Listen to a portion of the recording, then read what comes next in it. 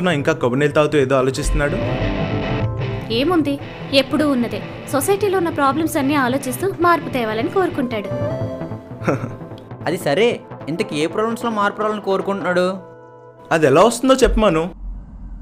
చెప్పు చెప్పు ధనంజయ్, చెప్పు.